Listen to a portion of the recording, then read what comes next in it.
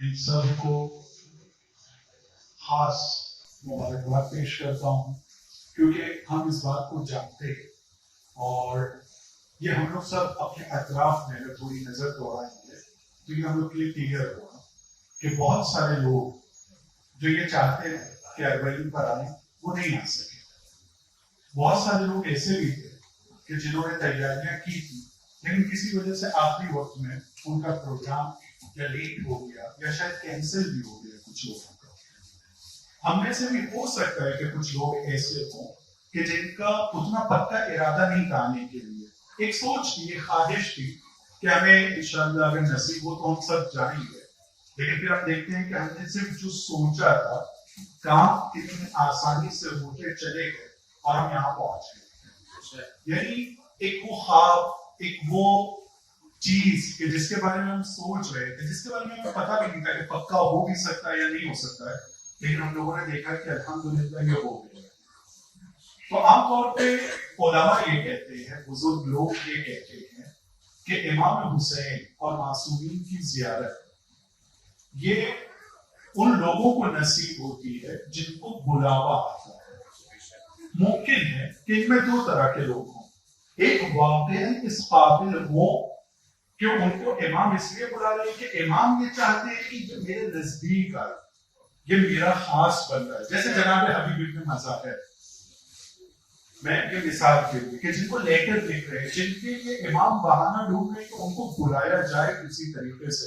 जैसे जनाब सुहेल वो बंदा है कि जो जाहिरी तौर पे अपने खेमे को इमाम हुसैन से दूर लगाते हैं, लेकिन इमाम उनको बुलाने के लिए चाहते हैं। कुछ वो लोग हैं कि जिनको इमाम खास बुलाते हैं, खास, क्योंकि वो बहुत अच्छे लोग हैं, वो बहुत क्वालिटी वाले लोग हैं, उनके अंदर उनकी जो क्वालिटी है, उनकी जो रूह है वो बहुत बड़ी है। कुछ लोग ऐसे हैं कि जिनके अंदर पोटेंशियल है, अभी बहुत अच्छे नहीं है, अभी वो बहुत अच्छे नहीं है, पोटेंशियल है कि इनको अगर मौका दिया जाएगा तो ये अच्छे हो सकते हैं। कौन आया आप लोगों के ज़हन में? वो उन लोगों में से एक है कि जिनके अंदर ये पोटेंशियल था और ये सलाहियत थी कि अगर उनको थोड़ा वक्त मिलेगा तो वक्त के जरिए से हुर जनाब हुर बन जाएंगे।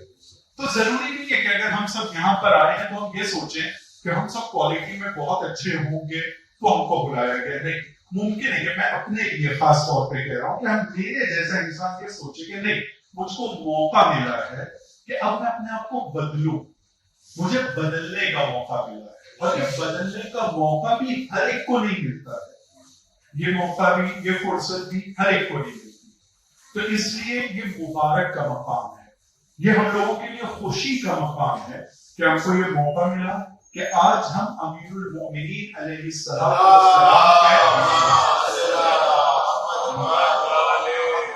शहर में मौजूद है। ये जगह वो जगह है कि जिस तरह से इमाम सादिक अलैहिस्सलाम की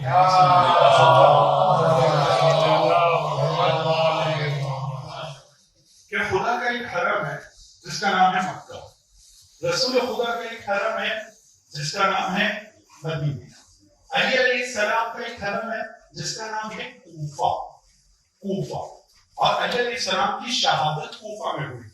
उनको दफनाया यहाँ पर गया है उनकी वसीयत के हिसाब से, क्योंकि अली अलैहिस्सलाम ने वसीयत किया था कि मेरे जनाजे को जब उठाना तो आगे के दो हिस्से खाली रहना चाहिए, दो कांधे जो आगे के हैं वो जिस डायरेक्शन पे जा रहे हैं, इमाम हसन और इमाम हुसैन दोनों उसी डायरेक्शन पे जाना।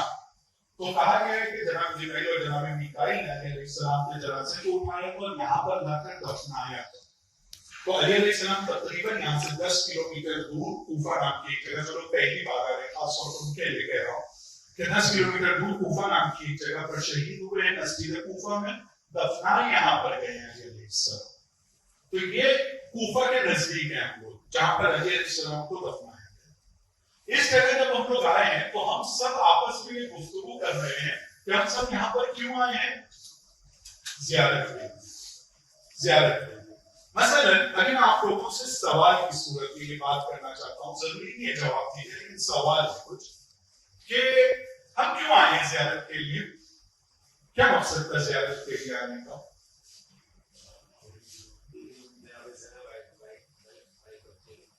ٹھیک ہے وہ آئی تھی, ہم ان کی سنت اور انہوں نے جو کام کیا تھا اس طرح کا ایک کام کرنا چاہتے ہیں. یہ ایک تو وہ راستے کو ہم فالو کرنا چاہتے ہیں جو انہوں نے کیا. اور ہم کیوں آئے ہیں زیادہ پرسا دیکھنے عشق حسین اس آدمی کا عشق حسین. ہم لوگوں کی بہت ساری دعائیں دعا مانگنے کے لیے آئے ہیں, اس میں بھی کوئی ہچکچاہٹ تو نہیں ہے نا, ہم لوگ یہاں پر مانگنے کے لیے. لیکن سوال امام حسین کا عشق, امام علی کا عشق, جناب زینب کا عشق, یہ تو ہم لوگ انڈیا میں بھی کر سکتے تھے نا. پرسا تو ہم لوگ وہاں بھی دے سکتے تھے, محبت تو ہم وہاں بھی بتا سکتے تھے. اتنا خرچ کرنے کی ضرورت کیا ہے؟ اتنی مشکلات کی ضرورت ہے. مجھے تقریباً نہیں پتا ہے, پتا نہیں ہوٹل کے روم کیسے ہیں, ابھی ناشتہ کیسا ہوگا اور حالات کیسے ہوں گے, کھانے پینے کا بھی ابھی جب واک کے اوپر نکلیں گے کچھ پتا نہیں. مشکلات اٹھانے کی کیا ضرورت ہے؟ کیوں مشکلات اٹھا رہے ہیں ہم لوگ؟ کیوں مشکلات اٹھا, کیوں اتنا پیسہ لاکھوں روپیہ خرچ کیا سب نے ملا, کیوں؟ اگر ہم کو محبت دکھانا ہے, محبت انڈیا میں دکھا سکتا تھا. ہم میں سے کوئی ہے جو یقین سے یہ کہے کہ میں انڈیا میں دعا مانگتا تو میری دعا قبول نہیں ہوتی امام علی کے وسیلے سے, ہوتی یا نہیں ہوتی؟ پھر کیوں آئے آپ لوگ؟ خوشنودی پروردگار, وہاں پر بھی ہم خوشنودی پروردگار. خاص ایک پوائنٹ ایکچولی جس کی طرف میں لانا چاہ رہا ہوں, فزیکلی گریو کی نزدیک. فزیکلی گریو ہم لوگوں کا یہ ماننا ہے کہ ہمارے امام جیسے زندگی میں تھے ویسے آج ہے. ظاہری طور پر یہ ان کی گریو ہے, لیکن اگر ہم لوگ انڈیا میں بھی ان کے وسیلے سے دعا مانگتے ہیں تو ہم یہ مانگتے ہیں کہ امام علی ہم لوگوں کے سامنے ہم کو ٹھوکر لگ کے کہتے ہیں یا علی مدد. کیوں؟ یعنی جو فزیکلی گریو کے سامنے آنا, اس قبر کے سامنے ہم لوگ آنا چاہتے ہیں, کیوں آنا چاہتے ہیں؟ ولایت انڈیا میں بھی ہے نا, ہم لوگ جس جگہ کے بھی ہم لوگ رہنے والے ہیں ہندوستان میں, یہ سب تو وہاں بھی ہو سکتا ہے. ہاں انہوں نے بھی یہی کہا کہ بلاوا آیا, یعنی انہوں نے بلایا. لیکن کیوں ہم نے اس کا ارادہ کیا, بلاوا آیا تو ہم نے ایکسپٹ کیوں کیا, چلو جا رہا ہے, میں نہیں لیتا ویزا, نہیں لیتا ٹکٹ, نہیں کرتا اپنا یہ کام. آپ کو یہ لگے گا کہ میں زیارت کیسے کروں, میں پہلے دن کس طرح لگے گا, کیوں؟ انہوں نے بہت سارے ایسے کام کیے تھے ایک جگہ سے دوسری جگہ. یہ جگہ کا کیوں ہم لوگوں نے انتخاب کیا ہے یہاں پر آنے کے لیے؟ میں اپنے انداز میں اس کو بیان کرنے کی کوشش کرتا ہوں, آپ لوگ بتائیں. مجھے لگتا ہے کہ ہم لوگ جب انڈیا میں امام علی سے دعا مانگتے تھے یا مانگتے ہیں, اور انشاءاللہ اپنی آخری سانس تک کے ہم لوگوں کا یہ رابطہ ہم سے باقی رہے گا انشاءاللہ. ہم لوگ امام حسین کو, جناب زہرا کو, اور انشاءاللہ ہم سب کو جنت البقیع کی زیارت نصیب ہو. یہ جو دعائیں ہم مانگتے تھے اس کے اندر اور ابھی یہاں ہم لوگوں کے آنے میں ایک بڑا فرق ہے, ایک انتر ہے جس کو سمجھنا بہت ضروری ہے. ابھی تک کے یہ تھا کہ مجھ کو جب بھی کوئی پرابلم آتا تھا, جہاں پر بھی میں اپنے لیے ڈیڈ اینڈ محسوس کرتا تھا کہ اب آگے کوئی راستہ نہیں, اسپیڈ بریکر ہے, کھڈا آ گیا ہے, میں گر رہا ہوں, اب میرے پاس کوئی بچنے کا راستہ نہیں ہے, تو میں کہتا تھا امام علی اب آپ ہیں جو میری مدد کر سکتے ہیں, امام حسین, کیونکہ آرام کی زندگی میں ہم لوگوں کے جو اصل مددگار ہوتے ہیں ہم کو یاد نہیں آتے. ہم لوگوں کی انسانوں کی خصلت ہے, اور جس میں خاص طور پہ اپنے جیسوں کے لیے کہہ رہا ہوں, ہم لوگ کو عام طور پہ یاد جب ہم مشکل میں پھنستے ہیں تو ہم کو یاد آتے ہیں, اور ان کا بڑا پن ہے کہ ہم ان کو کبھی کبھی یاد کرتے ہیں, لیکن جب بھی ہم ان کو یاد کرتے ہیں ہمیشہ ہماری مدد کرتے ہیں. اور بہت ساری جگہ پہ ہم یاد ہی نہیں کرتے ہیں تو ان کی مدد ہم کو ملتی رہتی ہے, لیکن ہم محسوس نہیں کر پاتے. جیسے یہاں پہ زمانہ کی حدیث ہے کہ اگر ایک لمحے کے لیے بھی, ایک لمحہ یعنی جو فلک جھپکنے کا ٹائم ہوتا ہے, ایک لمحے کے لیے بھی اگر میں اپنی نظر تمہارے اوپر سے ہٹا دوں گا تو تمہارے دشمن اور ہمارے دشمن تم کو بھوکے شیر کی طرح تم پر حملہ کریں گے اور تم کو چیر پھاڑ کھائیں گے. ایک لمحے کے لیے اگر نظر ہٹے تو اگر آج ہم لوگ باقی ہیں, آج اگر ہم لوگ یہاں تک پہنچے تو اس کو ان کا لطف و کرم ہے, لیکن ہم ان کو کم یاد کرتے ہیں. ہماری طرف سے ان کو کب یاد کیا جاتا ہے جب ہم اپنے آپ کو مشکل میں محسوس کرتے ہیں, جب ہم پھنس جاتے ہیں, جب ہماری طرف کوئی مشکل آ جاتی ہے, جب ہم دیکھتے ہیں کہ میرے بھائی کے ساتھ ریلیشن میں فرق پڑ رہا ہے, میرے بیٹی اب ایسے ہو گئے, میری وائف, میرے شوہر, ہم لوگوں کو اس وقت یاد آتا ہے کہ اب یہ والا جو مسئلہ ہے یہ کون حل کر سکتا ہے؟ امام حسین. इमाम ज़माना जनाब ज़हरा, हम लोग अपनी मुश्किलात भी इनको याद करते हैं। और आज भी हम लोगों में से अक्सर लोग जो यहाँ आए हैं अपनी कुछ मुश्किलात की कल से हम कुछ लिस्ट लेकर आए होंगे कि ये वाला प्रॉब्लम, ये वाला प्रॉब्लम, ये वाली मुश्किल, ये वाला इशू, कम से कम ये तो सॉल्व हो जाना चाहिए। क्योंकि हम लोग ये सोच कर आए कि यहाँ पर हमको ये सॉल्व करवाना है अपने मसाइल को। ये एक तरीका है सोचने का जो आमतौर पर सोचा जाता है। इमाम को कब याद करते हैं हम लोग? जब हमको जरूरत होती है, तब हम अपने इमाम को याद करते हैं। एक सादे अल्फाज में यूथ के लिए, जवानों के लिए मिसाल देना चाहता हूँ। जब मेरी जेब में पैसा नहीं है, एटीएम कार्ड, एटीएम मशीन में कब ढूंढता हूं? जब मुझे कैश की जरूरत है। एटीएम को कब ढूंढता हूं? जब कैश है, क्योंकि मेरे पास कैश नहीं। क्यों? क्योंकि वो कैश कौन दे सकता है? वो एटीएम मशीन दे सकती है। तो एक टाइप का हमने अपने इमाम का रिलेशन बना लिया वो एटीएम टाइप का।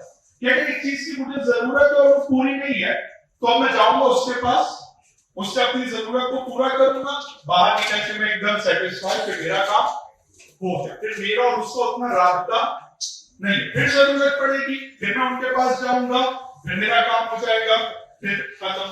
जब जरूरत पड़ती है तब हमको एटीएम याद आता है, ऐसे हमको याद नहीं। लेकिन यहां पर हम लोग आए हैं क्यों? एक दूसरे पर्सपेक्टिव से, एक दूसरे एतबार से, एक दूसरा एस्पेक्ट है जिसकी तरफ तवज्जो जरूरी है। हम यहां पर आए हैं जियारत के लिए। जियारत के लिए, जियारत का मतलब क्या होता है? देखना, किसी चीज को देखना, इसको कहते हैं जियारत। हम किसकी जियारत के लिए आए हैं? हजरत अली की जियारत के लिए, इमाम हुसैन की जियारत के लिए। इंशाअल्लाह काज़मैन में इमाम काज़िम और इमाम जवाद की जियारत के लिए इंशाअल्लाह। सामर्रा में हम लोगों को अस्करिया की जियारत इंशाअल्लाह। मोहम्मद वाले मोहम्मद। हम जियारत के लिए आए हैं किसकी? किसकी? इमाम अली की। इमाम अली के रोजे की नहीं। बहुत अच्छा वर्ड है, इसकी तरफ तवज्जो कीजिए। हम लोग कभी निकलते हैं तो ये नहीं कहते कि मैं ज़ियारत हरम के लिए जा रहा हूं। किसकी ज़ियारत के लिए जा रहा हूं? मौला अली की ज़ियारत के लिए जा रहा हूं। बहुत फर्क है ये दोनों बात में। हम सिर्फ दीवार की, गुंबद की, मीनारों की, जरी की ज़ियारत के लिए नहीं आए। ये हम लोगों के लिए मुकद्दस है, इसका एहतराम करेंगे। वो जो वहां मिट्टी है वो हम लोगों के लिए सुरमे से ज्यादा अफजल है। वो जरी हम लोगों के लिए बहुत मोतबर है, बहुत मुकद्दस है, एहतराम वाली चीज है। लेकिन मैं सिर्फ उसकी जियारत के लिए नहीं आया। मैं किसकी जियारत के लिए आया हूं? मौला अली की जियारत के लिए। हम जब यहां पहुंचे हैं तो मुझे मौला अली की जियारत करना है। हो सकता है कि आपके ज़हन में ये सवाल हो, जैसे मैंने शुरू में किया, मौला अली की जियारत में तो मैं मुंबई में रहकर भी कर सकता था, कर सकता था, नहीं कर सकता था। इमाम ज़माना की जियारत यूपी में, गुजरात में, बंबई में मुमकिन है या नहीं है? तो आप लोग ये वाले सवाल की जगह पर आप उसको कहेंगे कि इसका तो एकदम वही जवाब हो जाएगा, ये तो इंडिया में भी हो सकता था। फिर हम लोग क्यों आए हैं? हाँ, हम लोग अब मैं मेन पॉइंट की तरफ आऊं, लेकिन ये क्लियर हो जाना चाहिए कि मैं ज़ाहिर इमाम हुसैन, मैं ज़ाहिर हरम इमाम हुसैन वो तो हूं, लेकिन सिर्फ हरम नहीं। हरम तो इंटरनेट के ऊपर मुझे उसकी अच्छी अच्छी फोटो और अच्छे अच्छे वीडियो मिल जाते हैं, जनी के भी मिल जाते हैं, लेकिन मैं ज़ाहिर हरम नहीं हूं सिर्फ, बल्कि किसका ज़ाहिर हूं? इमाम हुसैन की ज़ियारत करना है, तो मुझे दिल की आंखों से करना है। मैं यहाँ पे इमाम अली का ज़ाहिर हूं। मैं इंशाअल्लाह अस्करियैन और काज़मैन अलैहिस्सलाम की ज़ियारत करूंगा। लेकिन क्यों आए हम लोग यहाँ पर? अब मैं मेन पहुंचे। हम लोग यहाँ पर आए हैं अपने मौला को ये बताने के लिए कि मौला कल आज के पहले तक जब मुझे जरूरत पड़ती थी मैं आपको याद करता था। आपका बड़ापन है कि आपने कभी भी मुझको मेरे याद करने पर भी अकेला नहीं छोड़ा है। आपने मेरी मदद की है, जो मैंने मांगा है अगर मेरी मसलहत में था वो आपने मुझको दिया है, और अगर मेरी मसलहत में नहीं था तो आप बेहतर जानते हैं कि उसका क्या होना चाहिए था। लेकिन आज मैं आपको ये बताने आ रहा हूँ कि मैं अपनी फैमिली को, इंसान अपने वतन से मोहब्बत करता है जहां पैदा होकर, मैं उसको भी छोड़ूंगा। मैं अपनी फैमिली को, कुछ लोग अकेले आए हैं, اپنی فیملی کو چھوڑ کر. کچھ لوگ تو فیملی کے ساتھ آئے, نہیں میں اکیلا نہیں بلکہ میں پوری فیملی کو, میں نے خون پسینے سے جو چیز کو کمایا تھا پیسوں کو, اور کچھ لوگوں نے شاید کچھ قرضہ لے کر اس کو بہت جمع کر کے کچھ لوگ اس طرح سے آئے. میں مولا کو یہ بتانا چاہتا ہوں کہ مولا میں آپ سے اتنی محبت کرتا ہوں کہ میری زندگی میں جو میرے عزیز لوگ ہیں, میری عزیز جگہ ہے, میرے لیے پیسہ جو بہت قیمتی ہے, میرے لیے ٹائم کہ جو میں اپنے رشتے داروں سے ملنے کے لیے بھی بڑی مشکل سے نکالتا تھا, مومنین سے میں ملاقات کرنے کا ٹائم نہیں دے پاتا تھا جو غلطی ہے, لیکن اتنا بزی ہونے کے باوجود بھی میں سب کچھ چھوڑ کر آپ کے لیے آ سکتا ہوں, میں سب کچھ آپ کے لیے چھوڑ سکتا ہوں. اور واقعاً ہم میں سے کسی کی موت کا بھروسہ نہیں, کسی کی موت کا بھروسہ نہیں. فرض کیجیے کہ اگر میری یا کسی کی موت ہو جاتی ہے یہاں پر, تو یہ جتنے باقی کے لوگ ہیں وہ کیا کہیں گے اتنا خوش قسمت ہے. کیوں کہتے ہیں اس کو عام طور پہ خوش قسمت؟ کیوں کہتے ہیں؟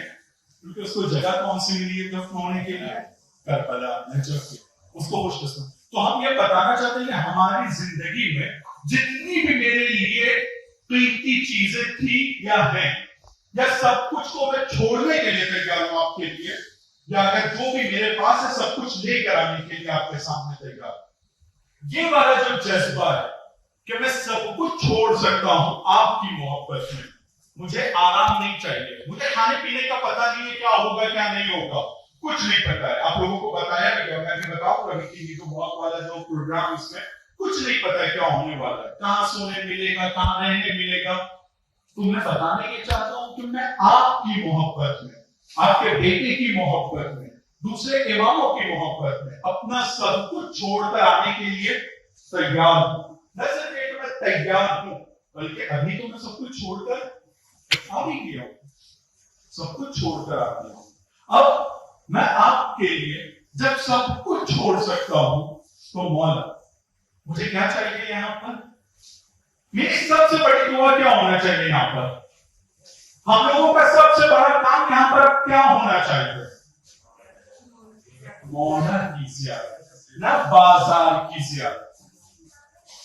میں یہ نہیں کہوں گا, خاص طور پر اپنی بہنوں سے, اپنے بزرگوں سے کہنا چاہ رہا ہوں, یعنی کچھ خریدنے کے لیے میں نہیں کہوں گا, یہ غلط بات ہے. خریدنے لوگوں کے لیے گفٹ لے کر جانا نہیں کرتا, لیکن اس کے لیے بہت لمیٹڈ ٹائم رکھیں, بہت ہی اچھے طریقے سے مینج کیجیے کہ جب میں اپنا سب کچھ جس کے لیے چھوڑ کر آیا ہوں یا آئی ہوں, میں زیادہ ٹائم اس کو دوں. کتنی عجیب بات ہوگی کہ میں دنیا کو یہ کہہ کر نکلوں کہ میں جاؤں مولا علی کی زیارت کے لیے, امام حسین کی زیارت کے لیے, اور ان سے زیادہ میرا ٹائم بیتے کہیں اور پر, یا ہوٹل کی لابی میں, ہوٹل کے روم میں, یا مارکیٹ میں. یہ کون سی زیارت ہوگی جس کو آپ اپنے آپ کو سیٹسفائی کر پائیں اور مطمئن کر پائیں کہ میں مولا علی کی زیارت کے لیے آیا تھا؟ کیسے ہم اپنے آپ کو مطمئن کریں گے کہ میں یہاں مولا علی کی زیارت کے لیے آیا ہوں؟ جس زیارت کے اندر لابی میں میرا ٹائم گزر رہا ہے, جس زیارت کے اندر میرے روم میں ٹائم گزر رہا ہے, جس زیارت میں بازار میں زیادہ ہوں. تو ہم لوگوں کو اپنے آپ کو, خاص طور پہ یہ آنے والے 2 ہفتوں میں تقریباً, اپنے آپ کو مینج کرنے کی ضرورت ہے کہ جب ہم یہاں پر پہنچے ہیں امام علی کے لیے, امام حسین کے لیے اور دوسرے اماموں کے لیے, زیادہ سے زیادہ ٹائم ہم لوگوں کو ان کے پاس دینا, ان کے لیے دینا ہے, ان کے راستے پر دینا ہے, اور اس قابل بننا ہے کہ جو مقصد سے میں آیا ہوں کہ زیارت کر رہا ہوں یہ حاصل ہو, یہ حاصل ہو. اور اگر یہ حاصل نہیں ہوتا ہے تو خود اپنے آپ سے ہم سب پوچھیں کہ ایک آدمی جس نے تقریباً لاکھ, سوا لاکھ, جو بھی, مجھے دقیق نہیں پتا, جو بھی خرچ کیا گیا ہے, جو بھی جس سے جتنا خرچ کیا, اور جس نے خرچ نہیں کیا انڈیا, ایک بندہ ہم سے ملے, علی محمد جو بھی نام تھا, اور بھائی کیا ہوا کربلا جا کر تم آئے, نجف جا کر تم آئے, کیا ہو گیا, کیا کر لیا بھائی تم نے وہاں جا کر, کیا کر لیا تم نے؟ صرف ایک راؤنڈ, صرف ایک چکر لگا کر آ گئے ہو یا نہیں؟ وہ محمد جو زیارت کے پہلے تھا اور وہ محمد جو اب زیارت کے بعد ہے, اس میں کوئی تبدیلی آئی ہے. اگر تبدیلی نہیں آئی ہے, چینج نہیں ہوا ہے, تو یہ زیارت نہیں ہے صرف ہم لوگوں کی, بلکہ یہ ہم لوگوں کا ایک راؤنڈ ہے جو ہم نے دنیا کے نئے حصے کو دیکھ لیا, ایک اور ہم کو نصیب ہو گیا یہاں پر آ کر گھوم کر چلے گئے. زیارت یعنی انسان کے اندر اس ہستی کی زیارت کے بعد تبدیلی آنا چاہیے. اور تبدیلی میں سب سے بڑی تبدیلی یہ ہے کہ ہم اب تک کے جو تھے اس کے اوپر پشیمان ہو جائے. یہ سب سے بڑی تبدیلی ہے. اور یہ تبدیلی بھی میں اپنے دل سے نہیں بول رہا ہوں کہ پشیمان ہو جائے. یہ آپ سب لوگ جانتے ہیں, دیکھ کر جانتے ہیں. کربلا کے ابھی وہ ایام ہے مناسبت کے جس میں ہم لوگوں نے بہت زیادہ سنا ہے. جناب حور کا, جناب حور انہوں نے امام حسین علیہ السلام کے لیے شب عاشور کون سا بڑا کام کیا تھا؟ پانی لا کر دیا تھا انہوں نے. یزید کے لشکر کو اور شمر کے لشکر کو دور بھگا دیا تھا. کیا کیا تھا انہوں نے؟ پشیمان ہو گئے تھا کہ جو میں تھا میں غلط تھا, اب میں اپنے آپ کو بدلنا چاہتا ہوں. میں اپنے آپ کو بدلنا چاہتا ہوں. یقین جانیے کہ یہ اتنے بڑے لوگ جو ماں سے زیادہ ہم سے محبت کرتے ہیں, ممی سے ہم سب اپنی والدہ کو, جن کی والدہ زندہ ہے خدا ان کو سلامت رکھے, اور جو اب اس دنیا میں نہیں ہے جن کی والدہ خدا ان کو غریب میں رحمت کرے, ہم سب اپنے واقعات کو یاد کر سکتے ہیں, سوچ سکتے ہیں کہ ممی کو کتنا بھی ستایا جائے, تھوڑی دیر کے بعد ایک بار ممی کے پاس آرام سے آ کر بیٹھ جاؤ تو ماں کتنے پیار سے اپنے بچے سے بات کرتی ہے, کتنی محبت ہے, جیسے کچھ ہوا ہی نہیں ہے. ایک مطلب ڈیڈی کو اور پپا کو ماننا آسان نہیں ہوتا ہے. باپ بھی مان لیتا ہے, باپ بھی مہربان ہوتا ہے, لیکن تھوڑا دکھاوا کرتا ہے کہ نہیں میں تھوڑا سا دل ہوں. لیکن ماں وہ دکھاوا بھی نہیں کر پاتی ہے. بہت جلدی وہ پگھل جاتی ہے اور بہت جلدی وہ اپنے بچے کی باتوں میں آتی ہے. یہ لوگ ان سے زیادہ مہربان. اگر ہم لوگ صرف یہ بتا دیں کہ نہیں اب تک جو میرا پاس تھا وہ تھا, ختم ہو گیا, اب کے بعد سے میں اپنے آپ کو بدلنے کے لیے آیا ہوں اور میں بدلنا چاہتا ہوں, تو یقین جانیے کہ جب اس زمانے میں امام حسین ہر جیسے کو جس نے ان کی لگام کو پکڑا تھا, لگام پکڑنا یعنی کیا؟ کالر پکڑنا. ابھی مثلا یہاں جو لوگ بیٹھے ان میں سے کسی کے گریبان کو میں پکڑوں یا کسی کے کالر کو میں پکڑوں, کیسا فیل کرے گا وہ؟ آپ لوگ جو سامنے بیٹھے ہو اگر میں یہ کام کروں تو آپ کو لگے گا کہ بڑا ہنگامہ ہو گیا, بہت بڑا مسئلہ ہو گیا کہ ایک آدمی نے دوسرے آدمی کے گریبان کا کالر کو پکڑا. امام حسین کی لگام کو پکڑا تھا. ایک سادہ انسان نہیں ہے امام حسین, ان کے ساتھ جناب عباس ہیں, ان کے ساتھ جناب علی اکبر ہیں. اس وقت لگام کو پکڑنا یعنی آپ سوچ سکتے ہیں کہ کیا کوہرام ہو گیا ہوگا, کیا گھمسان ہو گیا ہوگا, کہ عباس کی کیا حالت ہو گئی ہوگی علیہ الصلوۃ والسلام, اور لوگوں کی کیا حالت ہو گئی ہوگی اس وقت. اور لگام کو پکڑتے ہیں. لگام کو پکڑنے کے بعد جب پکڑا تو امام حسین علیہ السلام کا بھی ریئیکشن سادہ نہیں تھا. تیری ماں تیرے ماتم میں بیٹھی. ایک ماں اپنے بچے کے لیے ماتم کب کرتی ہے؟ جب بچہ مر جائے. یہ عرب میں اس طرح کا ایک محاورہ ہے, کسی کو اگر برا کہنا ہے یا کسی سے اپنی ناراضگی کو ظاہر کرنا ہے تو اس طرح سے کیا ہوگا کہ تیری ماں تیرے ماتم میں بیٹھے. وہ پلٹ کر کیا کہتا ہے بندہ کہ اگر آپ کی ماں جناب سیدہ نہ ہوتی تو میں بھی آپ کو ایسا کچھ کہہ سکتا تھا, لیکن نہیں کہوں گا. تو جب بول کہ جس نے لگام کو پکڑا ہے ان کو احساس ہو گیا کہ میں نے غلطی کیا, تو جناب حور کے ساتھ امام حسین کیا کرتے ہیں, اسی حور کو شب عاشور اپنا بھائی بولتے ہیں, گلے سے لگاتے ہیں, دونوں ہاتھوں سے اٹھاتے ہیں. کیوں؟ کیا کیا انہوں نے؟ پانی لا کر دیا, لگام کو بھی پکڑا تھا, جو ہم اور آپ سوچ نہیں سکتے امام حسین کے لیے. ہم میں سے کوئی سوچ سکتا ہے اس طرح کی بات کو؟ تو اس مسئلے میں کم سے کم میں یہ یقین سے کہہ سکتا ہوں کہ جو حور نے اپنی معرفت کا اظہار کیا کہ اگر آپ کی ماں فاطمہ الزہرا نہ ہوتی تو میں بھی کہتا ہم بھی جناب زہرا کا احترام کرتے ہیں, ان کی عظمت کو مانتے ہیں.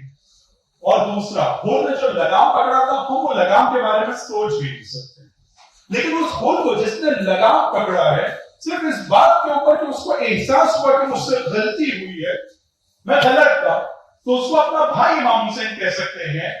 تو اگر ہم بھی یہ احساس اپنے اندر ایجاد کریں گے تو آج کا امام بھی اس زمانے کے امام کی طرح یعنی وقت کا امام, امام زمانہ بھی ہمارا خاص خیال رکھیں گے. صلوات کریں.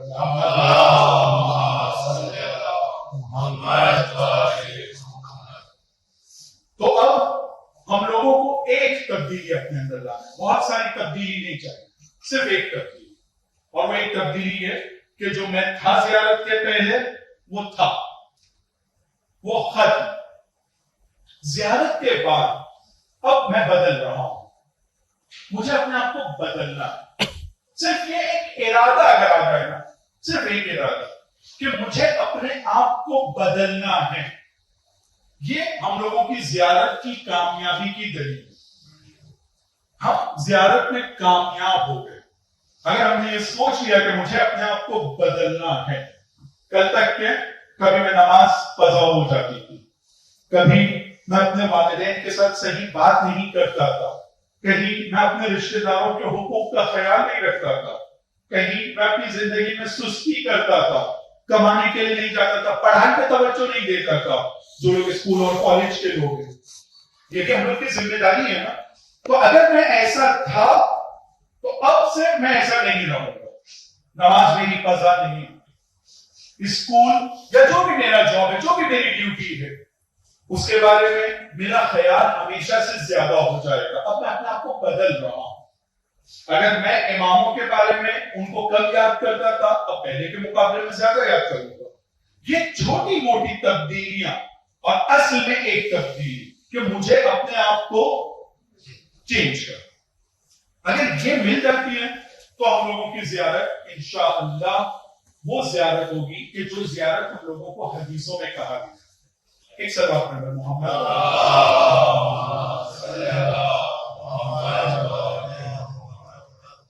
میں صرف ٹائم دینا چاہتا ہوں کہ اذان و تقریباً 35 منٹ بچے ہیں, تو میں اور دو تین پوائنٹ کے ساتھ اپنی باتوں سنوں.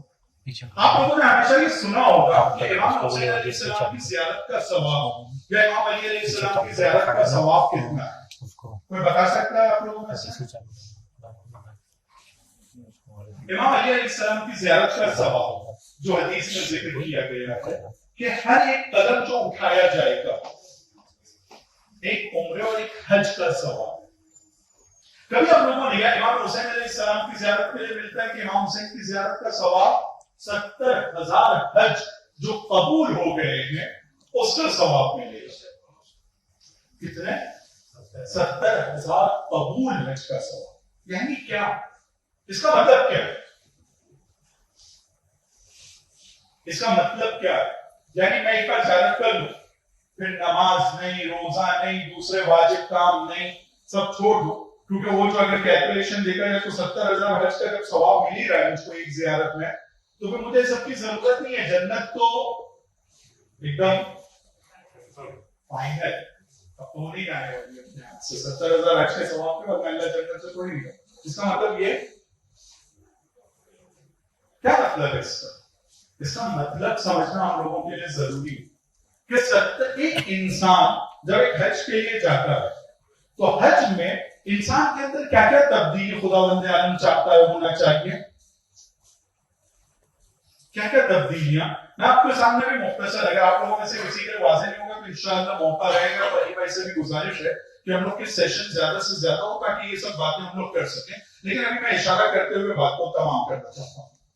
حج پہ جب ایک انسان جاتا ہے تو حج پہ جاتا ہے اس طرح سے کہ اپنے بالوں کو بھی کٹوانا ہے, اس کو کپڑے بھی سب کے ایک جیسے ہو جائیں گے, کسی میں کوئی امیر نہیں دکھ رہا ہے, کوئی غریب نہیں دکھ رہا ہے, کوئی بڑا نہیں, کوئی چھوٹا نہیں, سب ایک جیسا ہو جاتے ہیں.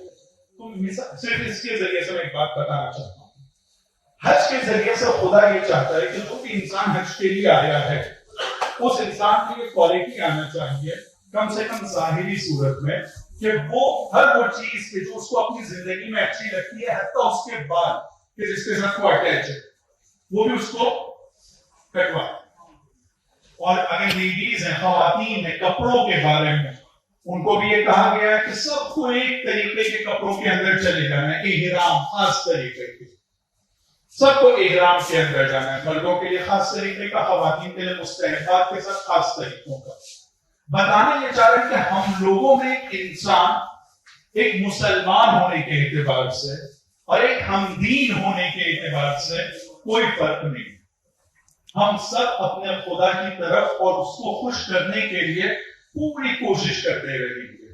ہم لوگوں کو کہا جائے گا کنکری مارو, کیوں؟ کیونکہ خدا خوش ہوگا, ہم جا کے وہ کام بھی کریں گے. ہم کو کہا جائے گا کہ وہاں پر دھوپ میں جا کر اپنے سروں کو گنجا کرو اور وہاں جا کر وہ سائے میں بھی نہیں جانا ہے تم کو, خدا کی وجہ سے اس کو خوش کرنے کے لیے ہم یہ کام کریں گے. اگر یہ کام ہم سب کچھ صحیح طریقے سے کریں گے تو ہمارا ایک حج قبول ہوگا. اس کا نتیجہ یہ ہوگا کہ ہم اللہ سے نزدیک مومنوں کو اپنے برابر اور اپنے جیسا سمجھنے والا ہمارا گھمنڈ ٹوٹ جائے گا, غرور ختم ہو جائے گا. ایک حج کا نتیجہ یہ ہوتا ہے کہ نہ غرور ہے, نہ گھمنڈ ہے, نہ اپنے آپ کو دوسرے سے بڑا دیکھنا یا بڑا سمجھنا ہے, سب برابر ہو جاتے ایک حج کا. اب آپ سوچئے کہ 70,000 حج جو قبول ہو رہے, اس کے اندر انسان کی کیا تربیت ہوگی, کیا انسان بنے گا. امام حسین علیہ السلام اور امام علی علیہ السلام کی زیارت میں یہ طاقت ہے کہ ایک انسان کو ایک زیارت کے اندر اتنا بدل دے, اتنا چینج لے کر آ جائے, اس کے اندر اتنی تبدیلی لے کر آ جائے جو 70,000 حج میں آ سکتی ہے. تو اگر ہم کو ثواب چاہیے تو ہم اس ایک زیارت کے ذریعے سے وہ حاصل کر سکتے ہیں. لیکن کب؟ جب ہم میں وہ تبدیلی آئے. جیسے امام حسین علیہ السلام نے جناب حر کو کچھ لمحوں میں بدل کر رکھ دیا, حر کو جناب حر بنا دیا, تو ہم لوگوں کو بھی یہ زیارت بنا سکتی ہے. پرابلم زیارت جس کی کرنے جا رہے ہیں اس میں نہیں ہے, جو زیارت کرنے جا رہا ہے اس کے اندر. اگر ہمیں تبدیلی نہیں آتی ہے تو پرابلم ہم میں نہیں ہے کہ ان میں. ہم لوگوں کو ان کی طرف سے کوئی پرابلم نہیں ہے, پرابلم ہمارے. ہمیں اپنے آپ کو ارادہ کرنا ہوگا بدلنے کا. ہم بدل سکتے ہیں, ہم اپنی پاسٹ کو بھلا سکتے ہیں, چھوڑ سکتے ہیں, اپنی سستیوں کو, اپنی کوتاہیوں کو اور اپنے ایک طرح سے لیزینس کو چھوڑ سکتے ہیں, ختم کر سکتے ہیں. لیکن اس کے لیے ضرورت یہ ہے کہ ہم کو خود یہ فیصلہ کرنا ہوگا کہ مجھ کو اپنے آپ کو بدلنا ہے. ممی ڈیڈی کے بولنے سے, گھر کے بڑوں کے بولنے سے, بھائی بہنوں کے بولنے سے انسان نہیں بدل سکتا. اس وقت تک کہ نہیں بدل سکتا جب تک کہ وہ خود اپنے آپ کو بدلنا نہ چاہے. تو یہ جو زیارت کا ثواب ہے امام علی علیہ السلام کے لیے, کہ امام علی علیہ السلام کی جو شخص بھی زیارت کے لیے جائے گا, تو ایک صفوان نام کے امام صادق کے صحابی ہیں, وہ کہتے ہیں کہ میں امام کے ساتھ کوفہ تک کے آیا, کوفہ سے نجف کے لیے نکل رہے تھے. تو جب وہاں پہنچ رہے تھے کوفہ میں, تو کوفہ کے وقت امام صادق کہتے ہیں کہ پتہ یہ جگہ کون سی ہے؟ یہ میرے دادا کا حرم, یہ ان کا گھر. یہاں سے اب چھوٹے چھوٹے قدم اٹھاؤ. کیوں چھوٹے چھوٹے قدم اٹھاؤ؟ اس لیے کیونکہ جتنے قدم تمہارے زیادہ ہوں گے اتنے تمہیں حج و عمرے کا ثواب زیادہ ملے گا. ہر ایک قدم کے اوپر 70 حج اور عمرے کا, اور ایک جگہ ایک حج اور ایک عمرے کا ثواب ہے. تو جتنے قدم ہوں گے اتنے حج اور اتنے عمرے کا ثواب, اور وہ بھی وہ حج اور عمرہ جو قبول ہوا ہے. تو یہاں سے قدم چھوٹے چھوٹے اٹھاؤ. کوشش کرو کہ اپنی آنکھوں کو نیچے رکھو, زمین کی طرف رکھو. یہ ایک طرح سے یہ بتانے کی کوشش ہے کہ میں آپ کے سامنے کچھ نہیں ہوں, میں اپنے گناہوں کو بہتر جانتا ہوں, آپ بھی جانتے ہیں. میں اس کے اوپر پشیمان ہوں, میں اس کے اوپر نادم ہوں, مجھے احساس ہے کہ میں غلط تھا, اس لیے اپنی آنکھوں کو جھکا کے رکھوں. ان کے سامنے کوشش کرو کہ شرم کے ساتھ, شرمندگی کے ساتھ, نہیں ہے کہ ایک دم آنکھ میں آنکھ ملا کر اور گھمنڈ کے ساتھ, اور ایک بڑے اپنے آپ کو بڑا سمجھنے کے ساتھ. جب کسی بڑے سے ملتے ہیں تو کوشش یہ کی جاتی ہے کہ نہ ایکسٹرا بات کی جاتی ہے وہاں پر کسی بڑے کے سامنے. ہم میں سے ایک چھوٹا سا ایلسی والا یا ایم ایل اے ہم لوگ کے آس پاس آ کر بیٹھ جاتا ہے, جب ہم اس کے پاس, وہ کیا آگے بیٹھے گا, ہم لوگ جب اس کے پاس کبھی جاتے ہیں تو ہم لوگ صاحب, ہاں صاحب, جیسا آپ کہیں گے صاحب, اس سے زیادہ اور ہم لوگ کے منہ سے کچھ نکلتا بھی نہیں. کس کے سامنے؟ چھوٹے چھوٹے لوگوں کے سامنے, جن کے پاس ایک چھوٹی سی کوئی پوسٹ ہوتی ہے, اور جو پوسٹ کبھی ہے کبھی نہیں, اور پتہ نہیں آگے کیا ہونے والا ہے.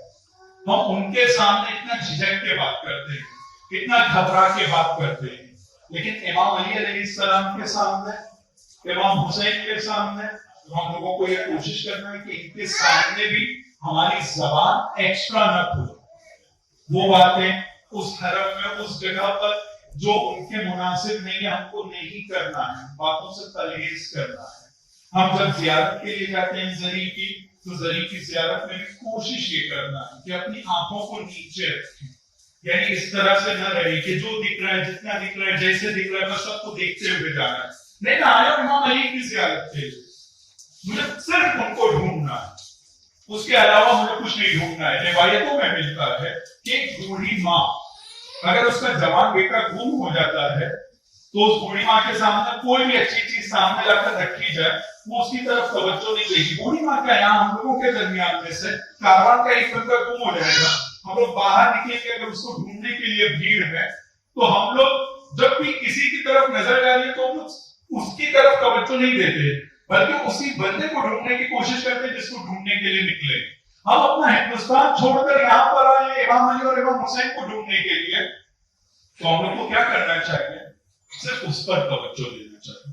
اس کے علاوہ کوئی اور چیز, ان کے علاوہ کوئی اور چیز ہماری زندگی میں اب نہیں چاہیے. اور اگر یہ کام ہم کرتے ہیں تو ایک دوسرا کام بھی ہم لوگوں کو کرنا ہے.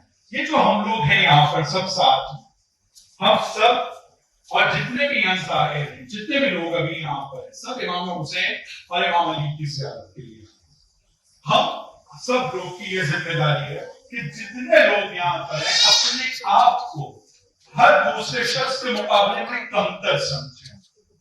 دھکا مارنے میں اگر خدا نہ کرے کسی کا دھکا لگ گیا تو اس بات کا خیال رکھیں کہ شاید غلطی سے لگ گیا. اگر یہ لگتا بھی کہ نہیں جان کے بھی دھکا مار رہا ہے تو بھی ہم لوگوں کو کوشش یہ کرنا ہے کہ اس کو معاف کر دیں, اس کے اس دھکے کو دل پر لے کر نہ رہیں. ہم لوگوں میں ایک دوسرے کے مقابلے میں اگر کسی کا حق کسی سے ضائع ہو جاتا ہے, کیونکہ دیکھیں جب ساتھ میں مل کر زیارت کرتے ہیں تو یہ مشکلات آ سکتی ہیں. کسی کا حق کسی سے ضائع ہو رہا ہے, کوئی کسی کا حق غلطی سے ضائع کر رہا ہے, کبھی ہو سکتا ہے کسی کو پتا نہیں ہے جان بوجھ کے ایک کام کر رہا ہے. ممکن ہے یہ سب چیزیں ہو. تو پہلے دن سے ہم لوگ آپس میں جو گروپ ہے اور جتنے ظاہر ہیں ان کے بارے میں اپنے ذہن میں اس بات کو رکھیں کہ میں ان کو خوش کرنے کے ذریعے سے, ظاہر کو خوش کرنے کے ذریعے سے اس کی خوشی کو حاصل کرنا چاہوں گا جس کی زیارت کے لیے آیا تھا. کیوں؟ کیونکہ میں کہوں گا امام حسین سے جا کر کے آپ کے ظاہر کے میں نے دکھ کو برداشت کیا تھا اور بھول بھی گیا, لیکن میں نے آپ کی وجہ سے. تو یقیناً امام حسین علیہ السلام اتنی بڑی ہستی ہے اور اتنی بڑی ذات ہے کہ کسی کا احسان اپنے سر پر رکھنے والے نہیں ہے. قرآن کی آیت ہے نا کہ اگر کوئی تمہارے ساتھ احسان کرتا ہے تو تم کو اس کے بدلے میں احسان کرنا چاہیے. قرآن کی آیت ہے. ہم میں سے کوئی ایک بندہ کسی کو گفٹ دے گا تو تھوڑے دنوں تک جو دوسرا بندہ جس نے گفٹ دیا بے چین ہوگا کہ کیسے میں اس کو واپس کوئی گفٹ کروں, ایک دوسرا گفٹ دوں تاکہ اس کا احسان میں بھی ہوگا. یہ ہم میں ہوتا ہے. ہم عام انسان میں جو کنجوس ہیں, جو بہت چھوٹی فطرت کے لوگ ہیں, فطرت کے لوگ ہیں, میں اپنے یہ باتوں پہ ہم لوگ ایک دوسرے کے گفٹ کو پوری طرح سے پلٹانے کی کوشش کرتے ہیں. تو یہ کون ہے؟ امام علی اور امام حسین. اگر ہم ان کی خاطر کوئی اچھا کام کریں گے, ہم ان کے لیے اگر کوئی ایک چیز دیں گے تو یہ یقین کیجیے کہ یہ کسی کا احسان اپنے سر پر نہیں. آپ جتنا دیں گے ان کے لیے, جو دیں گے ان کے لیے, اس سے بہت اچھا یہاں سے ملنے والا ہے. تو خداوند تعالیٰ ایک جگہ بہت عجیب حدیث ہے, اس میں کہتا ہے کہ قیامت کے دن کے حالات ہیں کہ اگر ایک بندے نے کسی ایک بندے کی غلطی کو اپنے اوپر جو اس نے کیا ہے معاف کر دے, یعنی ایک بندے نے اس کو ستایا اور میں کہوں کہ میں نے تجھے معاف کر دیا, جب میں نے معاف کر دیا, اس کے باوجود کہ میں بدلہ لے سکتا تھا لیکن بدلہ نہیں لوں گا, تو خدا کہتا ہے کہ قیامت کے دن اس بندے کو جب میں دیکھوں گا اور اس نے میرے لیے بہت سارے حرام کام کیا ہے, میرے گناہ کیا ہے, معصیت کیا ہے, تو مجھے شرم آئے گی کہ میں اس کو جہنم میں ڈالوں. ایسا کیوں ہوگا؟ خدا کیوں شرم آئے گا اسے جہنم میں ڈالنے کے, اس نے تو گناہ کیا ہے. کہ وہ بندہ ہونے کے باوجود ایک کو معاف کر سکتا ہے, تو میں خدا ہونے کے ساتھ نہیں معاف کروں گا. وہ بندہ ہو کر معاف کر سکتا ہے تو میں خدا ہو کر اس کو معاف نہیں کروں گا. تو آپ سمجھ رہے ہیں کہ بہت بڑے لوگ ہیں, بہت بڑی ہستیاں ہیں. اگر ان کے لیے ہم کچھ کریں گے نا, چھوٹا قدم بھی, یہ اس قدم کا ہمیں بہت اچھا نتیجہ دیں گے. لیکن ہم لوگوں کو اس کے اوپر یقین ہونا چاہیے, ایمان ہونا چاہیے, بھروسہ ہونا چاہیے کہ یہاں جو جائے گا وہ اس سے بہتر ہم کو واپس ملے گا. ہم لوگ ابھی یہاں پر امام علی علیہ السلام کی زیارت کے جو جملے ہیں یہاں پر ہم لوگ پڑھیں گے. مجھ سے یہ کہا گیا تھا کہ ہم لوگ کو صحن میں جا کر پڑھنا ہے, لیکن میں نے یہ کہا کہ نہیں ہو سکتا ہے کیونکہ بھیڑ بہت, 5 لوگ کے 7 لوگ ایک ساتھ کھڑے نہیں ہو سکتے. کل رات میں اپنی فیملی کے ساتھ گیا اور زیارت نہیں کر پایا تھا, بھیڑ بہت ہو گیا اور بڑی تک کے بڑھتی رہے گی. میں 18-19 سفر تک کے تقریباً تو ہم لوگ یہاں پر اس میں دخول بھی یہیں پر بھی پڑھیں گے اور اس کے بعد امام علی علیہ السلام کی مختصر زیارت کی. آپ سب لوگ زیارت کے لیے کہ ہوٹل کا کارڈ لے کر ضرور چاہیے تاکہ واپسی میں کوئی مشکل پیش نہ. لیکن اور کچھ نقطے جو ہے میں کل کے لیے خاص طور پہ بیان کروں کہ جو واک شروع ہونے کی بات ہو رہی ہے, آپ لوگوں میں سے کتنے لوگ پہلی مرتبہ اربعین میں آئے ہیں؟ آپ تو بہت سارے لوگ جو پہلی مرتبہ آئے ہیں.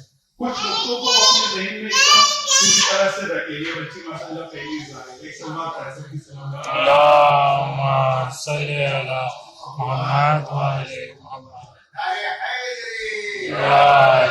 امام حسین علیہ السلام کی یہ جو واک ہے اور یہ جو مشی ہے جس کو مشی کہتے ہیں اور ہم لوگ عام طور پر واک کہتے ہیں یا پیادہ روی پیدل چلنا, اس کے بارے میں بہت ساری حدیثیں ہیں, بہت ساری روایتیں امام صادق کے بارے میں, امام زین العابدین کے بارے میں اور دوسرے اماموں کے بارے میں بھی یہ ملتا ہے کہ وہ پیدل جایا کرتے تھے, یعنی کوئی نیا کام نہیں ہے. جناب زینب کے بارے میں جو ذکر کیا گیا ہے وہ جو پہلی مرتبہ پہنچی تھی وہ سواری کے اوپر تھی, لیکن انہوں نے سواری کو دور رکایا تو اور وہاں سے بھی وہ پیدل آئی تھی قبر تک کے. وہاں پر یہ روایت ملتی ہے کہ تھوڑا بھی فاصلہ انہوں نے رکھا تو اور پیدل قبر تک کے آئی تھی. تو یہ جو پیدل والی چیز ہے یہ ہمارے اماموں میں بھی ملتا ہے اور ہمارے علماء نے بھی اس کام کو رکھا ہے, جاری رکھا ہے. صدام کے زمانے میں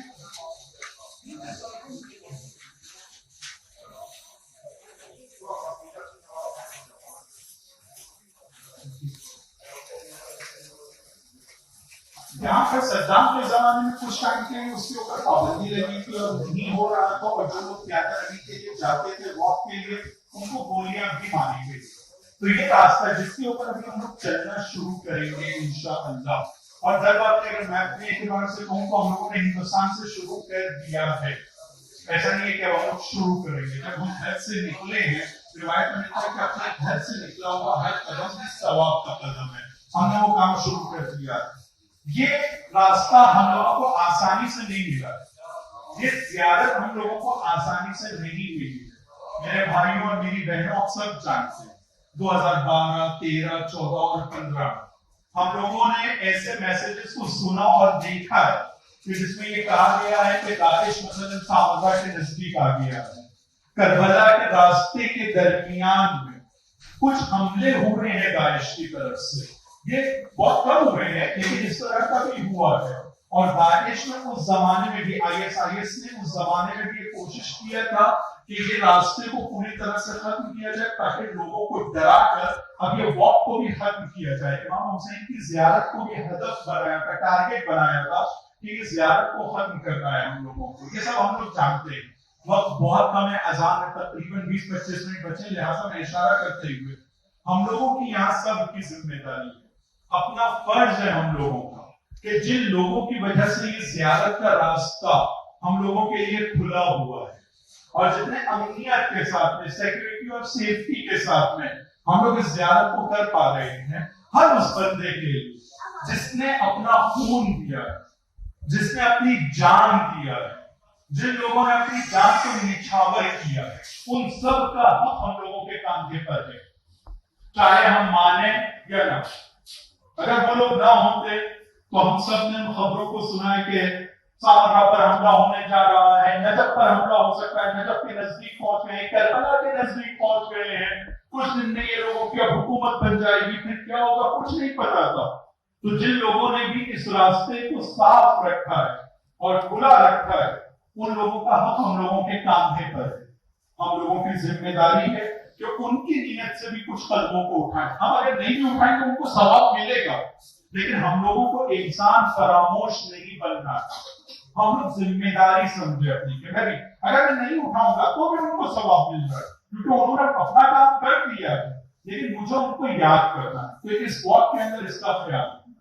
دوسری چیز جس کا بہت زیادہ ہم لوگوں کو خیال رکھنا ہے وہ یہ کہ جب میں امام حسین کی طرف جا رہا ہوں اور ہم امام حسین کی طرف جا رہے ہیں تو پھر مجھے کسی اور دوسری چیز میں اپنے دل کو نہیں رکھتا ہے. اچھا کھانا عام طور پہ یہ ڈسکس ہوتا ہوگا کیونکہ میں اور میرے جیسے لوگ یہ ڈسکس کرتے ہیں کہ وہ موقف نمبر جو ہے نا پول نمبر فلاں پہ فلاں نمبر پول کی اس موقف میں اچھا کھانا ملتا ہے تو ہم لوگ وہاں اسٹے کریں گے. کیوں اسٹے کریں گے؟ क्योंकि वहां क्या अच्छा मिलता है, खाना अच्छा मिलता है। बहुत छोटी सोच है। अगर हम लोग इत्तेफाक से कहीं रुकता है तो खाना अच्छा मिल जाता है, ये इमाम हुसैन ने इस बात का लुत्फ करम है कि हम लोगों ने अपने बचपन से और पैदा होने के पहले से हमारी वालिदा ने हमें तबर्रुक के साथ वाबस्ता रखा है, और हम जब मरेंगे तो हमारे इंशाल्लाह वारिस अगर सही सालिम है तो वो भी हमारे जनाजे पे भी तबर्रुक लाएंगे। ये बहुत अच्छी चीज है तबर्रुक के साथ। लेकिन अपने आप को ये जो छोटे मोटे कुछ सेकंड का जो टेस्ट होता है ना, उसकी वजह से इमाम हुसैन के रास्ते के लिए कोई चीज डिस्टर्ब नहीं करना चाहिए कि अच्छा खाना मुझे रोके, अच्छा और कोई दूसरी अच्छी चीज इमाम हुसैन से अच्छा कुछ नहीं। मेरी नीयत सिर्फ इमाम हुसैन, और इसकी तरफ तवज्जो देना बहुत जरूरी है। सिर्फ एक वाकये के जरिए से मैं इसको बता दूं क्योंकि मुझे लगता है कि इंपॉर्टेंट पॉइंट है, इसकी तरफ तवज्जो होना चाहिए। एक बहुत बड़े आलिम थे, ईरान के नॉर्थ में रहते थे, बहुत गरीब थे, बहुत बड़े आलिम थे। एक ईरान के सेंटर में रहते थे, इस्फहान में एक आलिम रहते थे, उनके पास बहुत सारे नौकर चाकर थे, बहुत सारे उनके गुलाम थे, कनीज़ें थी, बहुत बड़ा घर था, बंगला था, बड़े बड़े खेत थे उनके पास। वो जब नॉर्थ ईरान में रहते थे, शुमाल में रहते थे ईरान के, उनके दिमाग में ख्याल आया कि यार ये मौलाना और इतने सारे नौकर चाकर, इतना खेत और इतनी जमीनें, इतना बड़ा बंगला, यार ये जमता नहीं है मौलाना के ऊपर। मौलाना लोगों को इस तरह की लाइफ नहीं गुजारना चाहिए। वो नॉर्थ से खड़े होते हैं, अपनी जिम्मेदारी समझते हैं, इस्फहान आते हैं बताने के लिए। जब इस्फहान पहुंचते हैं तो वो मौलाना जो इस्फहान के, तो उनको ये फील हो जाता है कि ये अपने कुछ बताने के लिए आए, ये दोनों बड़े मौलाना, कोई छोटा आलिम नहीं है। तो इस्फहान वाले मौलाना के छोटे आलिम हैं, वो नॉर्थ वाले आलिम को कहते हैं कि भाई चलो हम लोग इमाम हुसैन की ज़ियारत के लिए साथ में निकलते हैं। तवज्जो कीजिएगा, ये दोनों साथ में अपना सफर शुरू करते हैं, थोड़ा आगे बढ़ते हैं। आगे बढ़ने के बाद वो जो शुमाल वाले मौलाना थे, जो सिखाने के लिए आए थे कि एक मौलाना के पास इतना सब कुछ अच्छा नहीं लगता है, होना चाहिए, तो वो आकर कहता है वो मौलाना कि मेरे पास एक कटोरा था, एक प्याला था, एक कूजा था, एक प्याला था, जो मैं तुम्हारे घर पर भूल कर आ गया हूं। तो जो इस्फहान के मौलाना थे, वो इस्फहान वाले मौलाना कहते भूल गए, तो भूल गए, चलो आगे चले, हम लोग इमाम हुसैन के लिए जा रहे हैं। तो ये कहता है नहीं, वो कटोरा, वो प्याला, वो लोटा, जो भी इस टाइप की चीज, वो मेरे लिए लेना बहुत जरूरी है। मैं तुम्हारी तरह पैसे वाला थोड़े, तुम्हारी तरह इतना बड़ा बंगला, इतना बड़ा घर, ये सब थोड़ी, मेरे पास दुनिया में सिर्फ एक ही चीज तो है, वो एक कटोरा, वो एक लोटा। और तुम बोलते वो भी छोड़ दूं, नहीं मैं छोड़ूंगा नहीं, तुम यहाँ सब्र करो, मैं घर पे जाता हूँ, तुम्हारे को उठा कर आता हूँ, फिर हम लोग कंटिन्यू करेंगे, आगे बढ़ेंगे। तवज्जो कीजिए इस्फहान के मौलाना का जवाब।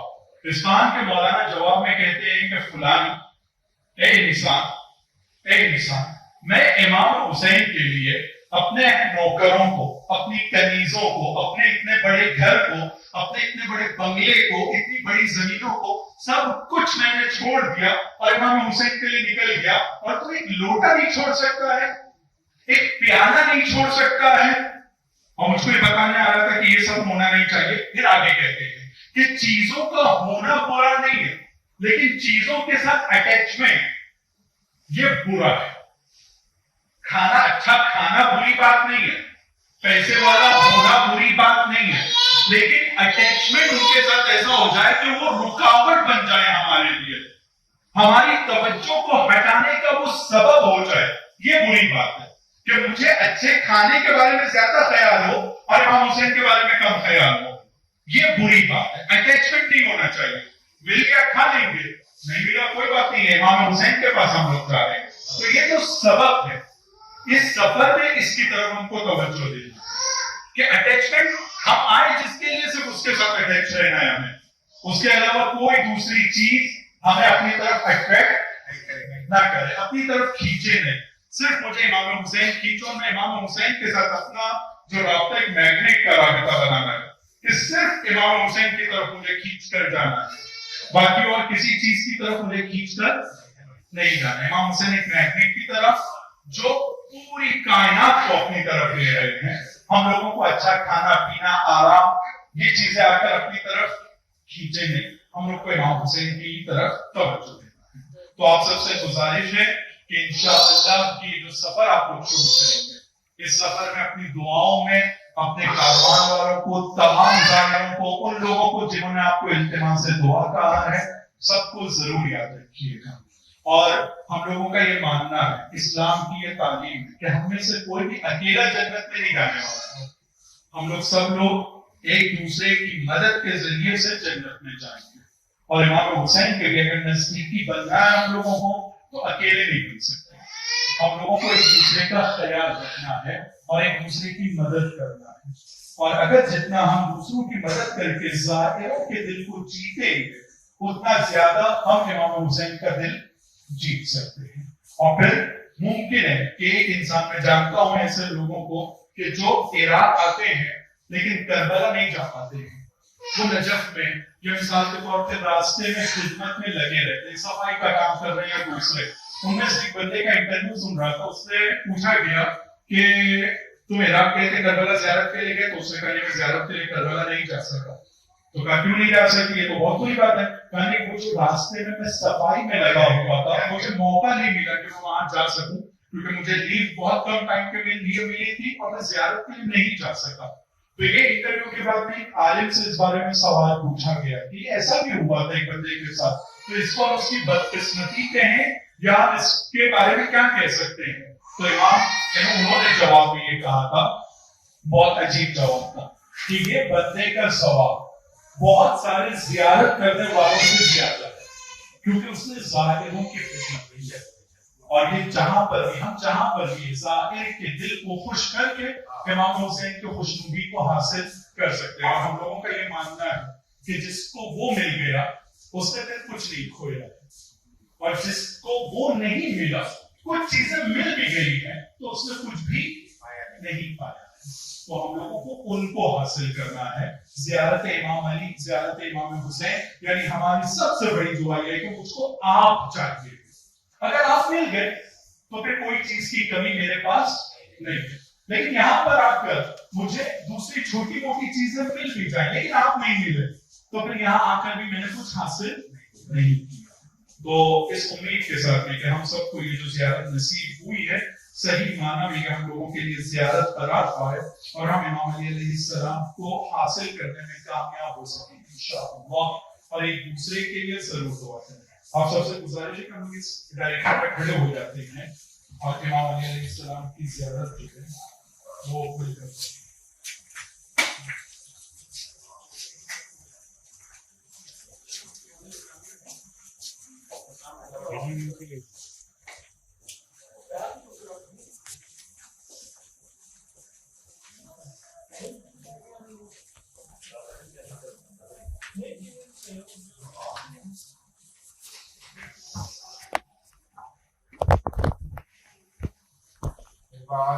ناری سماعت اللهم صل على محمد.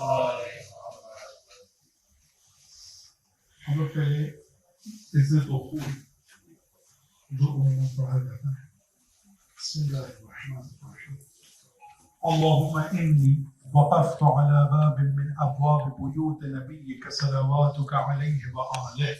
اے خدا, اس کے معنی کے اوپر توجہ کیجیے گا کہ اے خدا, اور یہ ذہن میں رکھیں کہ یہ ہم لوگوں کو پڑھنا ہے صحن امام علی میں جب ہم والد ہو رہے ہیں اور صحن سے روزے کی طرف جب جانا چاہتے ہیں تو ایک دروازے پہ کھڑے ہو کر پڑھنا ہے. بھیڑ کی وجہ سے ہم لوگ وہاں نہیں پڑھ پا رہے ہیں, یہاں پڑھ رہے ہیں.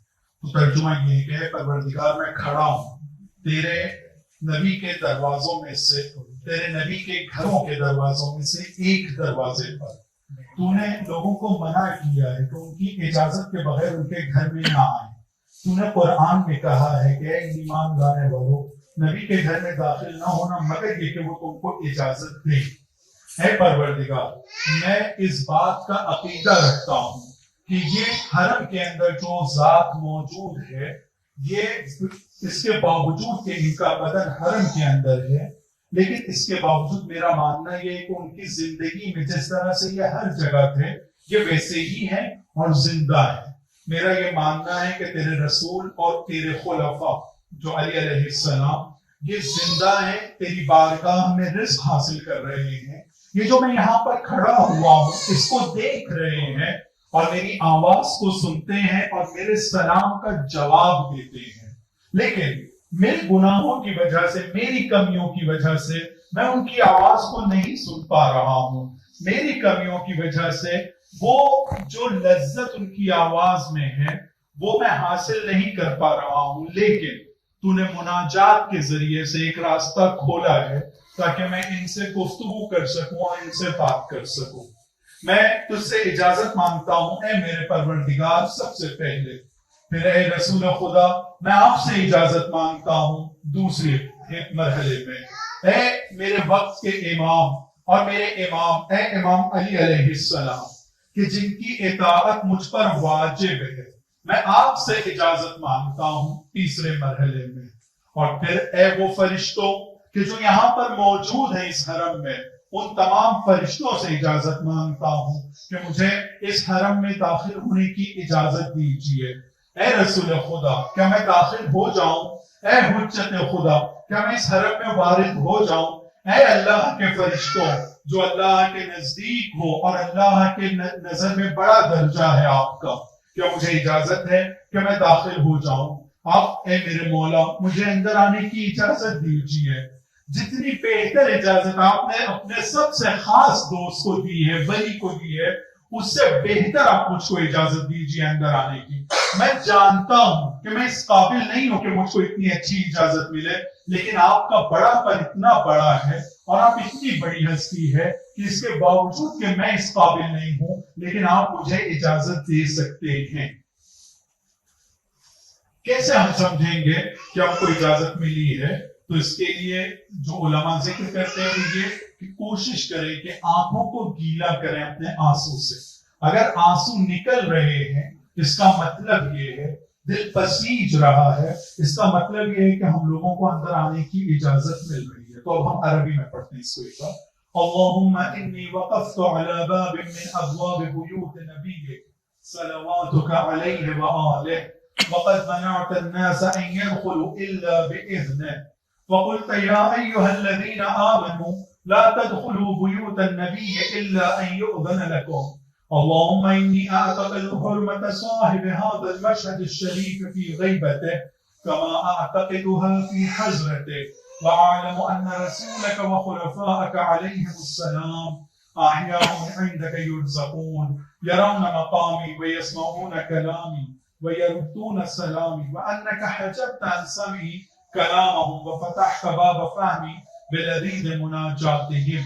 وإني أستأذنك يا رب أولا وأستأذن رسولك صلى الله عليه وآله ثانيا وأستأذن خليفتك الإمام المفروض علي طاعته علي بن أبي طالب الله والملائكة الموكلين بهذه البقعة المباركة الثالثة. أدخل يا رسول الله، أدخل يا حجة الله، أدخل يا ملائكة الله المقربين المقيمين في هذا المشهد، فأذن لي يا مولاي في الدخول أفضل ما أذنت لأحد من أوليائك، وإن لم أكن أهلا لذلك فأنت أهل لذلك. صلوات محمد.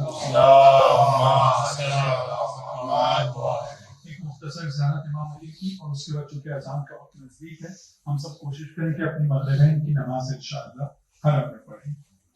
اور جہاں تک کہ مجھے اطلاع ہے خواتین کے لیے مغرب کے وقت حرم پوری طرح سے بند ہوتا ہے، تو آپ اس کو کسی طرح سے مینج کریں گے. السلام علیک یا امین اللہ فی ارضہ وحجتہ علی عبادہ. السلام علیک یا امیر المؤمنین. اشہد انک جاہدت فی اللہ حق جہادہ وعملت بکتابہ واتبعت سنن نبیہ صلی اللہ علیہ وآلہ حتى دعاك الله إلى جواره فقبضك إليه باختياره وألزم أعداءك الحجة مع ما لك من الحجج البالغة على جميع خلقه.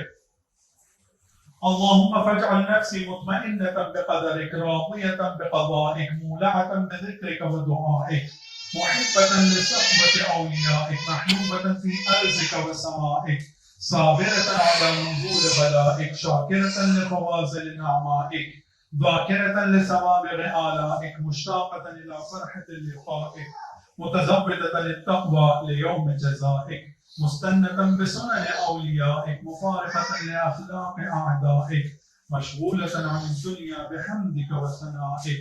اللهم إن قلوب المخبتين إليك واضحة وطول الراغبين إليك شارعة وأعلام القاصدين إليك واضحة وأفئدة العارفين منك فازعة وأصوات الداعين إليك صاعدة وأبواب الإجابة لهم مفتحة ودعوة من ناجاك مستجابة وتوبة من أناب إليك مقبولة وعبرة من بكى من خوفك مرحومة والإغاثة لمن استغاث بك موجودة والإعانة لمن استعان بك مفضولة وعداتك لعبادك منجزة وزلل من استقالك مقال وأعمال العاملين لديك محفوظة وأرزاقك إلى الخلائق من لدنك نازلة وعوائد المزيد إليهم واصلة وذنوب المستغفرين مغفورة وحوائج خلقك عندك مقضية وجوائز السائلين عندك موفرة وعوائد المزيد متواترة وموائد المستطعمين معدة ومناهل الظماء مترعة